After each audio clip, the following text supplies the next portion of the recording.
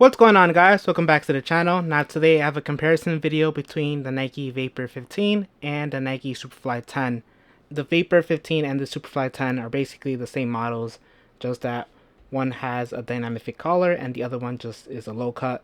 So this is basically the Vapor versus the Vapor, or if you guys want Superfly versus Superfly, same exact thing, so just the difference is the dynamic fit collar. So this is the old model, this is the new one, and I'm just going to compare both of them to help you decide whether you guys should upgrade or maybe just buy this one on sale. So we'll start off with the upper, since that's kind of one of the biggest differences. And here we have a synthetic called Vapor Posit Plus. Now this synthetic is pretty soft and pliable. Once you break them in, I found that in the beginning they were a little bit on the plasticky side, but once you break them in, it's very soft, very pliable. This is supposed to be a 5-layer like upper.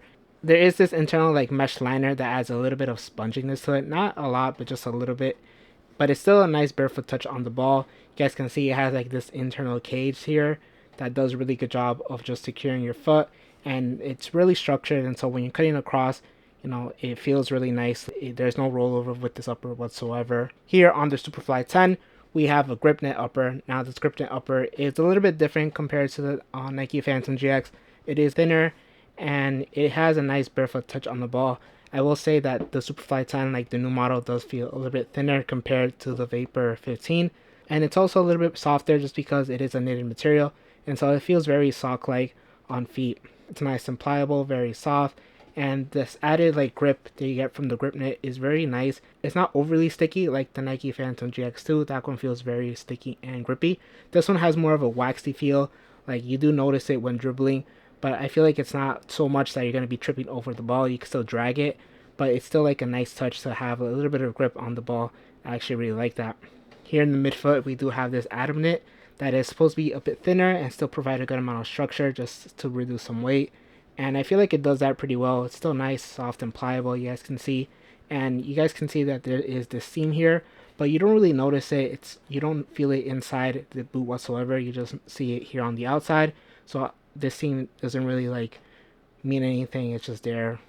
But yeah, it doesn't really affect like the comfort or performance whatsoever.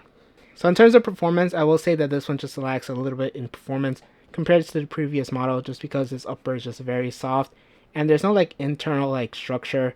Like this one does have this cage, as you can see. This one doesn't have that, and so because this upper is just very soft and pliable, when you're making like a quick cut, you do notice just a little bit of movement or stretch from the side of the upper.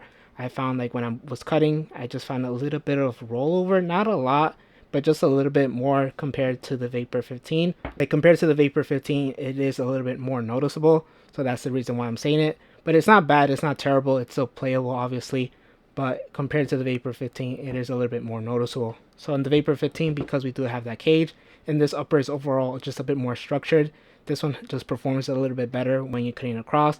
Like when you tie your laces tightly, there isn't really any rollover whatsoever. This one is probably the most structured like speed boot that was out on the market for a while.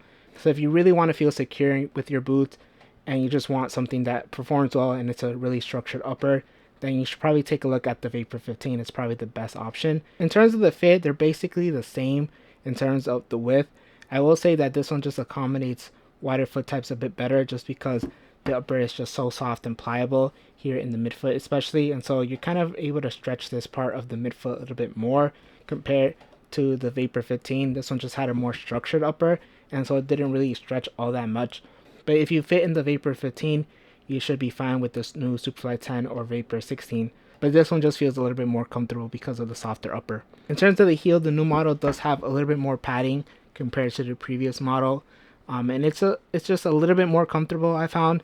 This one feels pretty good, but compared to the Superfly 10, it has less padding. And overall, I feel like this one just is slightly more comfortable. That doesn't mean that this one isn't comfortable. This one is still pretty comfortable and it still locks in your heel really nicely, but this one, the new one, just feels a little bit better in my opinion. Alright, so now moving on with the stud pattern and the sole plate.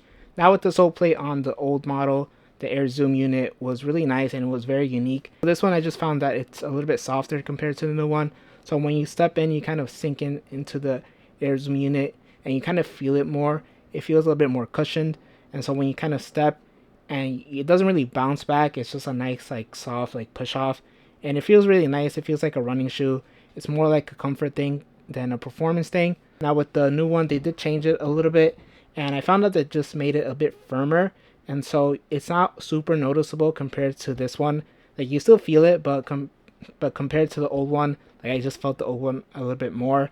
This one, because it is a bit firmer, I feel like it's just a little bit more responsive, if that makes any sense. So when you're like pushing off, it doesn't sink in all the way. It has more of a responsive feel.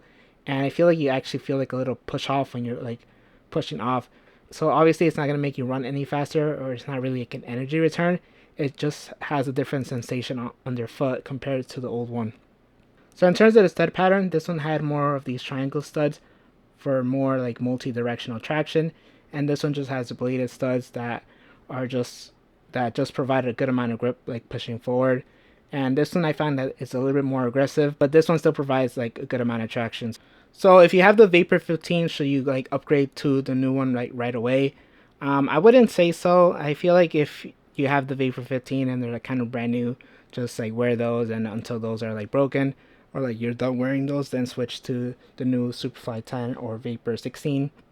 Also, if you want like the best performing boot, I would honestly go with the Vapor 15, just because it's a more structured upper and it doesn't really have as much rollover compared to the Superfly 10.